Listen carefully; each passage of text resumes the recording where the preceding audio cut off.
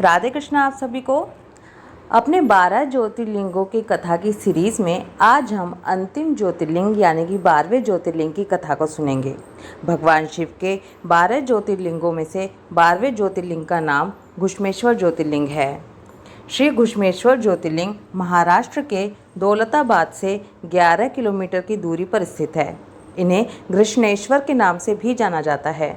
श्री घुश्मेश्वर ज्योतिर्लिंग के वास्तविक स्थान के विषय में विद्वानों के दो मत हैं। एक मत के अनुसार राजस्थान राज्य के सवाई माधोपुर जिले में शिवाड़ नामक एक गांव में घुश्मेश्वर ज्योतिर्लिंग है। श्री घृष्णेश्वर महादेव को ही श्री घुश्मेश्वर ज्योतिर्लिंग माना जाता है। भगवान शिव के इस ज्योतिर्लिंग की विधिवत पूजा आराधना करने से वंश का विस्तार होता है और उत्तम पुत्रों की प्राप्ति होती है। शिवरात्रि के अवसर पर भव्य आयोजन होता है यहाँ पर और दूर दूर से श्रद्धालु घुश्मेश्वर जी के दर्शन करने के लिए आते हैं। यहाँ स्थित देवगिरी पर्वत पर बहुत से देवी देवताओं की मूर्तियाँ हैं। अत्यंत ही सुंदर रूप से उन्हें सुसज्जित किया गया है। ये भगवान शिव को समर्पित अत्यंत ही रमणीय और दर्शनीय स्थल है। भगवान शिव के इस ज्योतिर्लिंग की विधिवत पूजा आराधना करने से वंश विस्तार और उत्तम पुत्र प्राप्त होते हैं। चलिए अब श्री घुश्मेश्वर ज्योतिर्लिंग के प्राकट्य की कथा को सुनते हैं। 12 ज्योतिर्लिंगों के महात्म्य का वर्णन करते हुए सूत जी आगे कहते हैं, हे ऋषिगणों, श्री घुश्मेश्वर ज्योतिर्लिंग की कथा को बहुत ध्यान से सुनो। दक्षिण दिशा में देवगिरी नामक एक बहुत ही उत्तम पर्वत है। देवगिरी पर्वत अपने नाम के अनुसार ही दैवीय, ऐश्वर्य और अलौकिकता से शोभायमान है। देवगिरी पर्वत के पास ही एक बहुत ब्रह्मविद और वेद परायण ब्राह्मण निवास करते थे, जिनका नाम सुधर्मा था। सुधर्मा रोज़ाना त्रिकाल संध्या और रोज़ाना अग्निहोत्र किया करते थे। त्रिकाल संध्या के प्रभाव से उनके आभा मंडल में अद्वितीय तेज प्रकाशित होता था। वो वेदों का अध्ययन और मनन करने वाले और सदैव वेद वर्णित नियमों का पालन करने वाले थे। भगवान शिव के निष्ठापूर्वक भक्ति करते थे तथा भगवान शिव और उनके भक्तों की प्रेम पूर्वक सेवा भी किया करते थे। वो शिव भक्तों के भी अत्यंत प्रिय थे। यद्यपि वो धनवान थे, लेकिन दान धर्म आदि कर्मों में भी तत्पर रहते थे। सुधर्मा की धर्मपत्नी का नाम सुदेहा था। सुदेहा भी अपने पति की ही तरह भगवान शिव की अनन्य भक्त थी और रोज़ाना शिव की आराधना किया करती थी। वो घर के कार्य में दक्ष और पतिव्रता पत्नी थी और अपने पति की सेवा में तत्पर रहती थी। सुधर्मा ब्राह्मण और उसकी पत्नी सुदेहा दोनों ही शिव जी की भक्तिपूर्वक उपासना करते थे। वो पुत्रहीन थे, उनके कोई पुत्र नहीं था। ब्राह्मण देव तो वेदों के मर्मज्ञ थे, वो अपने मन को विचलित नहीं होने देते थे, लेकिन उनकी पत्नी सुदेहा हमेशा दुख के सागर में डूबी रहती थी।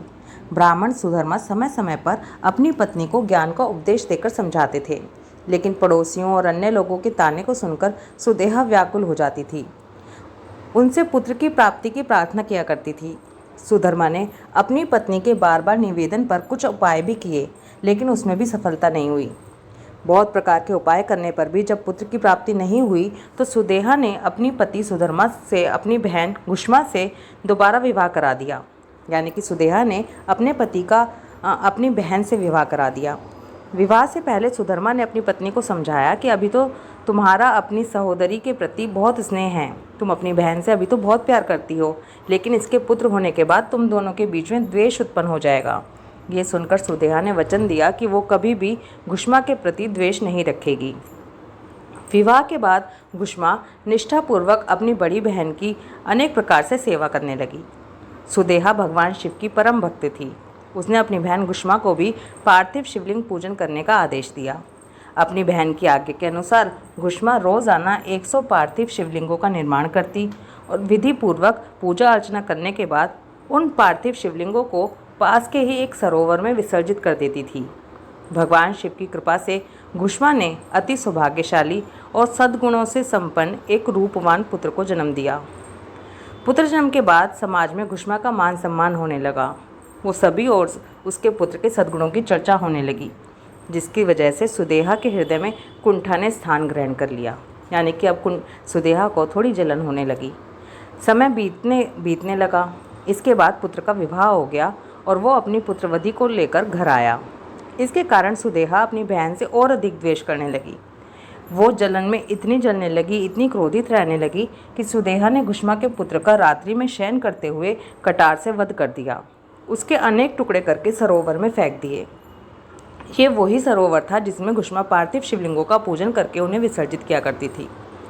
ये कृत्य करने के उपरांत सुदेहा सहजता से घर आकर आराम से सो गई। घुष्मा और ब्राह्मण सुधर्मा जब सुबह उठे, अपने अपने पूजन और नित्य कर्मों में रत हो गए।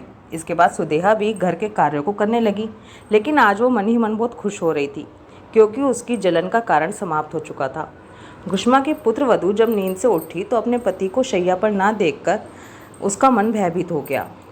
डर के मारे वो अपनी सास घुष्मा से कहने लगी, हे माँ, मेरे पति और आपके पुत्र कहाँ हैं? उनकी जो शैया है वहाँ पर खून और मांस के टुकड़े पड़े हुए हैं। ये देखकर मुझे बहुत डर लग रहा है माँ। मेरे पति किस पापी ने ये किया होगा? कौन मेरे सुख और सुहाग का शत्रु है? मेरा जीवन व्यर्थ हो गया। ये कहकर वो पुत्रवधू बहुत प्रकार से रोने लगी और अपनी पति की वेदनापूर्वक विलाप करने लगी उनकी मृत्यु का। पुत्रवधू की ज्येष्ठ सास सुदेहा भी वहीं थी। वो भी उसके साथ रोने लगी, लेकिन सुदेहा मन ही मन प्रसन्न हो रही थी। घुष्मा और उसका पति सुधर्मा दोनों अपने नित्य पार्थिव शिवलिंग पूजन के नियम पर अटल थे। वो अपने पुत्र के विषय में ज्ञात होने पर भी निरंतर पूजन करते रहे। पार्थिव पूजन संपन्न होने के बाद अपने पुत्र की शैया की ओर गए। पुत्र की शैया को खून से ओतप्रोत देखने पर भी घुष्मा किंचित मात्र भी विचलित नहीं हुई और विचार करने लगी कि हमें पुत्र प्रदान करने वाले सर्वेश्वर महाकाल शिव हैं, जो स्वयं सृष्टि का सृजन और विनाश करते हैं, जो शरण में आने वालों का उद्धार करते हैं, जो भक्तों के पालक हैं, वही महादेव शंभु मेरे पुत्र की रक्षा करेंगे। इस प्रकार धैर्य धारण कर वो नित्य प्रतिदिन की भांति सभी पार्थिव शिवलिंगों को प्रवाहित करने हेतु तालाब के समीप लेकर गई। पार्थिव शिवलिंगों का विसर्जन करने के बाद जैसे ही घुष्मा ने दृष्टि ऊपर की, समीप ही तट पर उसका पुत्र जीवित खड़ा हुआ था। जिस प्रकार पुत्र की मृत्यु की सूचना पर घुष्मा के मन में दुख का कोई भाव नहीं आया था, उसी प्रकार अपने पुत्र को दोबारा से जीवित देखकर भी उसको किसी तरह की खुशी नहीं हुई। घुष्मा की अपने आराध्य के प्रति इस अटल विश्वास से प्रसन्न होकर भगवान शिव उसी स्थान पर प्रकट हो गए और बोले, हे सुलक्षणा, मैं तुम्हारी भक्ति से बहुत प्रसन्न हूँ। इच्छित वर की कामना करो, किंतु मैं तुम्हारी इस बहन और सोतन सुदेहा का वध कर दूंगा, क्योंकि इस कुलक्षणी ने तुम्हारे पुत्र की हत्या की है। भगवान शिव को क्रोधित होता हुआ देख घुष्मा ने उनके सामने वरदान के रूप में सुदेहा को जीवनदान देने की कामना मांगी। भगवान शिव फिर से बोले, हे घुष्मा, तुम्हारे पुत्र की हत्या के रूप में घोर निकृष्ट कर्म करने वाली ये पाप आत्मा उपकार और क्षमा दान के लिए नहीं, बल्कि मृत्युदंड के योग्य है। घुष्मा ने भगवान शिव को बार बार प्रणाम करते हुए उनसे अनुरोध किया, हे महादेव, आपके दर्शन पाकर तो समस्त पापों का नाश हो जाता है। हे चंद्रमौली, अपने दर्शनों से सुदेहा के पाप कर्मों को भस्म करें। मैंने सुना है, अपकार करने वालों पर भी जो उपकार करता है, उसके मात्र दर्शन कर लेने से ही पाप दूर हो जाते हैं। हे परमपिता परमेश्वर, मैं भी उसके समान कर्म करके पाप की भागी नहीं होना चाहती। ये सुनकर भगवान शिव बहुत प्रसन्न होते हैं और कहते हैं, हे सुमुखी, मैं तुम्हारे इस द्वेष रहित निर्विकार आचरण से बहुत प्रसन्न हूँ, इसलिए तुम मुझसे अन्य वरदान भी मांगो। भगवान शिव को हर्षित देख घुष्मा ने कहा, हे करुणानिधि, कृपा करके प्राणियों की रक्षा के लिए इसी स्थान पर निवास करें और संपूर्ण जगत में मेरे ही नाम से विख्यात हूँ। भगवान शिव ने प्रसन्नतापूर्वक कहा, मैं इस स्थान पर सदैव तुम्हारे नाम सहित घुष्मेश्वर के रूप में मेरी पूजा होगी। मेरा ये शुभ ज्योतिर्लिंग घुष्मेश के नाम से जगत विख्यात होगा। यहाँ स्थित ये सरोवर इस ज्योतिर्लिंग का आलय बनकर शिवालय के रूप में तीनों लोकों में लोकप्रिय होगा। इस सरोवर के मात्र दर्शन करने से अभिष्ट मनोरथ सिद्ध होंगे। हे देवी, निसंदेह तुम्हारे वंश में आगामी 101 पीढ़ियों तक ऐसे ही श्रेष्ठ और उत्तम पुत्रों का जन्म होगा और सद्गुणों से युक्त तुम्हारे 101 पुत्र तुम्हारे वंश की कीर्ति में वृद्धि करेंगे। ये कहकर भगवान शिव उसी स्थान पर श्री घुष्मेश ज्योतिर्लिंग के रूप में विराजमान हो गए। ये सरोवर शिवालय के रूप में स्थापित हो गया। सुधर्मा, घुष्मा और सुदेहा ने तत्क्षण घुष्मेश्वर ज्योतिर्लिंग की 101 दक्षिणावर्ती परिक्रमा की और सुदेहा अपने कृत्यों के प्रायश्चित हेतु सुधर्मा और घुष्मा से क्षमा याचना करने लगी। उस धर्मपरायण दंपति ने सुदेहा को क्षमा कर दिया और वो तीनों सुखपूर्वक जीवन व्यतीत करने लगे। सूत जी कहते हैं, ऋषिगणों, भगवान शिव के घुष्मेश्वर ज्योतिर्लिंग के प्राकट्य की कथा इस प्रकार पूरी होती है। साक्षात शिव रूपी इस ज्योतिर्लिंग की उपासना से सदैव सुख और आनंद में वृद्धि होती है। भगवान शिव के सभी स्वयंभू शिवलिंग समस्त इच्छाओं की पूर्ति करने वाले हैं। इनकी महिमा की कथाओं को पढ़ना और सुनना सभी भक्तों को भोग और मोक्ष प्रदान करता है। श्री घुश्मेश्वर ज्योतिर्लिंग की प्राकट्य की कथा समाप्त। ओम नमः शिवाय। राधे कृष्णा।